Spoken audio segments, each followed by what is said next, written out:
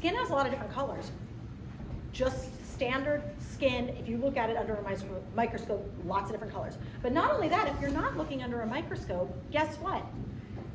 We can see for the naked eye that skin has a lot of different tones and colors. If you have been on any kind of makeup talk, right? TikTok, Instagram, you learn anything about makeup, guess what? Everybody has different undertones. So not only do people have different skin tones, but they also have different undertones. What does all that mean? That means painting skin is extremely difficult. Now, of course, I always reference our good dear friend, Mr. Christopher Professor Williams. And I always say that he is the master of painting darker skin complexions.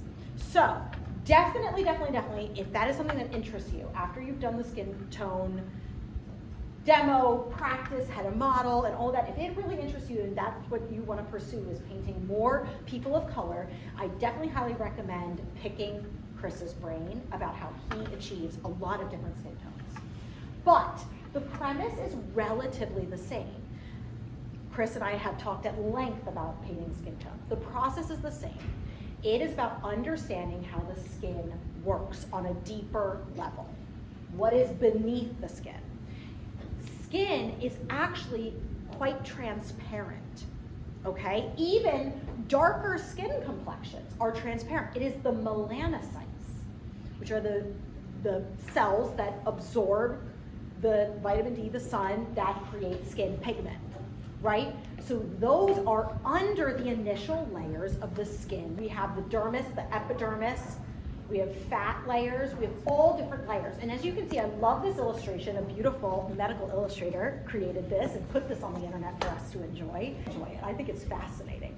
So, as we can see, excluding that top layer of skin, that's what people tend to paint, right? They tend to just paint that top layer, and that's why you end up with these doll-like skin complexions, right?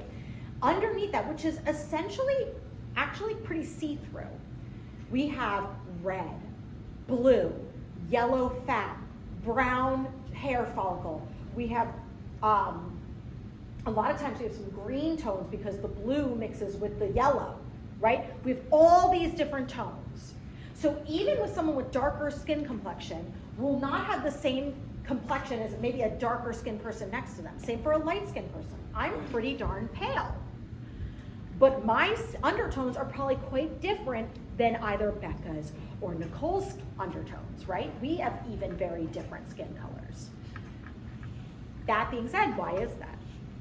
Because we have a lot of different anatomy beneath the skin. This is all technically your skin, okay? So we have sweat glands, we have fat deposits, we have blood, we have unoxygenated blood, oxygenated blood, we have muscle tissue, okay? All of these things add to all the different color. Here's another great example. You can see all the different colors. I liked this one because it shows kind of the transparency of the skin. You can see under the layer that like transparency. Skin is going to show all these different colors throughout. Skin has different thicknesses. You have thinner skin on your eyelids and under your eyes. So guess what's going to happen? We're going to see more of our blood flow, of our fat deposits, of all these things that are underneath. There's fattier, thicker areas of skin that will appear to be just plain skin-like without a lot of color. So we're going to break all of that down as we go.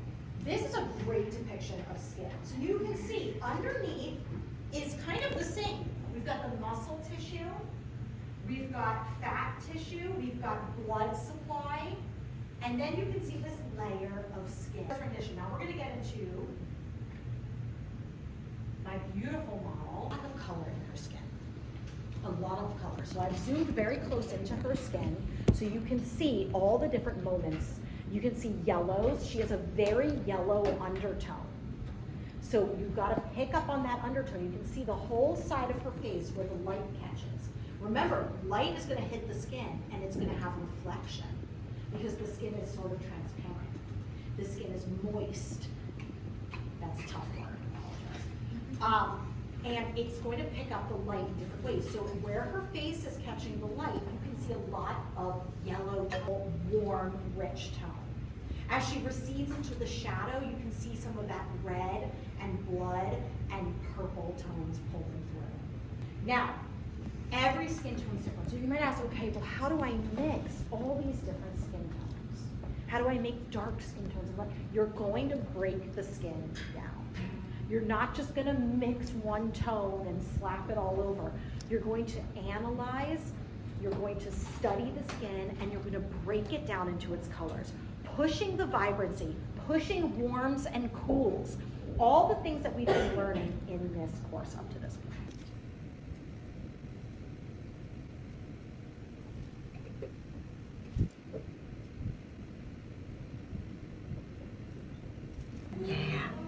The eyes, and because for this particular demo, we're not worried about the eyes so much. So I laid them in really quickly so we weren't overwhelmed by everything I'm gonna go over. But eyes, we will talk about a little bit next week as well. All right, so in front of me, I have my whole setup, right? You're used to seeing this is nothing new, but I wanted to show you, I have a couple, these are from other previous portrait skin tone demos. So I have 2 different models. This is as much as I got done in these sessions. 2 different skin tones, right? You can see the different bases. This is a pinky base. This is a more warm neutral base. Sorry. This is how I would do it. I've got a clean towel that I keep on my lap because I like to wipe on my lap, so I prevent that. I've got filbert brushes. They're my particular favorite. I have my large filbert, a medium filbert, and a really small filbert. That's what I use in my own practice.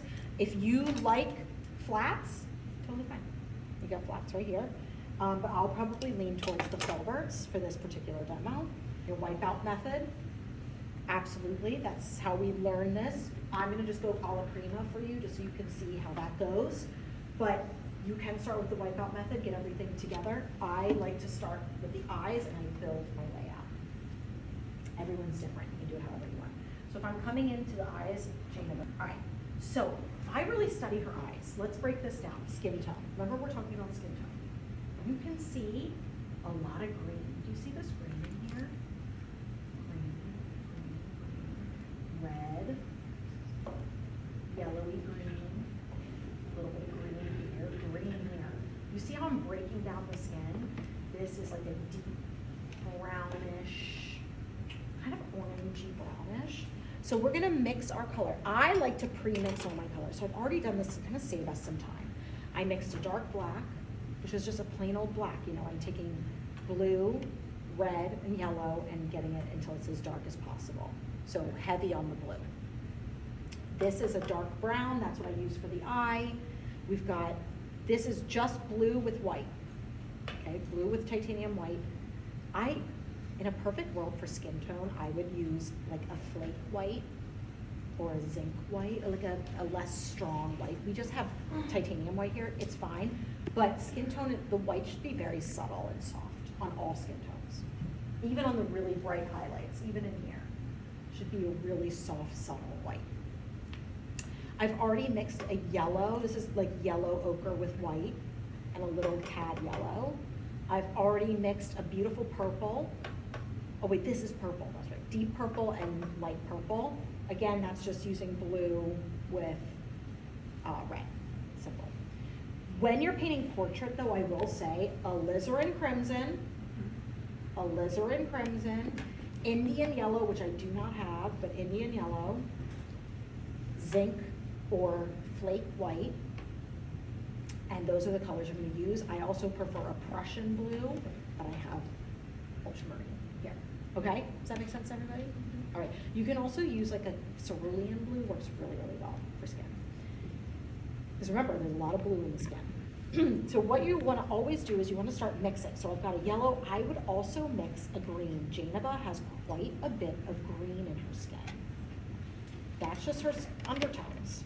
You're just gonna know by studying the skin undertones. So I'm going to mix a beautiful green. I'm gonna put it right next to my purple, because these are my kind of like undertone-y colors. I like to have the undertone colors, and then you're gonna mix like the main skin tone as well. So you got your green, your purple, your yellow. These are all the colors that I see in Janeva's skin. I also am gonna mix a nice bright pink, not bright pink, but a nice pink. So I'm gonna take alizarin crimson, white, mix a nice pink up for Janeva's pinkier areas.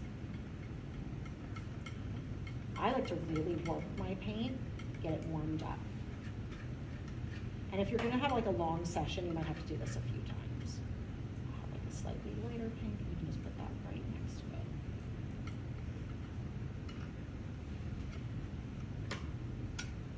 Now I wanna mix up the main skin tone. So I'm gonna kind of clear this off. This was just a light gray that I used for the whites of the eye. Blue gray, white of the eye. Now, I'm gonna mix my main skin tone here. You're gonna start with a lighter skin tone, and you can always make it darker. Let's zoom out. Let's think about her skin tone. All right. So when I'm starting with skin, I like to start with red, white. Even on darker complexions, you're still gonna use white. You want a little bit of opacity. So we've got our red. I'm gonna start adding yellow ochre because Janeva has like a very yellow ochre skin tone. Look at that, a little bit of cad yellow. But again, all skin tones are gonna be slightly different. It's just studying who you're painting. Now you're gonna add in a little bit of blue. Go very slow with the blue. Very, very slow. Because you don't want to lose the luster of skin.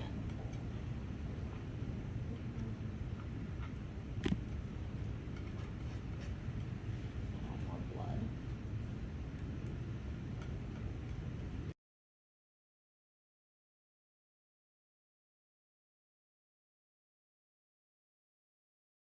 Okay, close. And I work dark to light.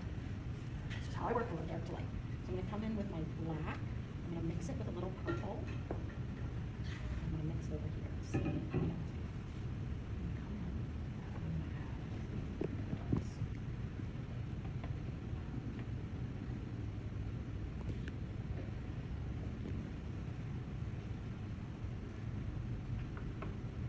And I don't rinse my brush a lot. I do this. Done. I move on. And I kind of work areas. I don't jump around. That's just personal preference. That is just personal preference. You can do whatever you want. I'm avoiding the eyelash area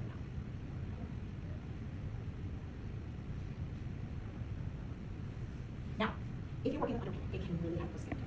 If you're working on someone with a very, very dark complexion, and let's say they have a blue or a purpley undertone, I would do a blue or purple underpainting. If you're working with someone like Janeva, I could have done like a yellow ochre underpainting. And it would really help me build up the color in the way that I would want. So that is also something that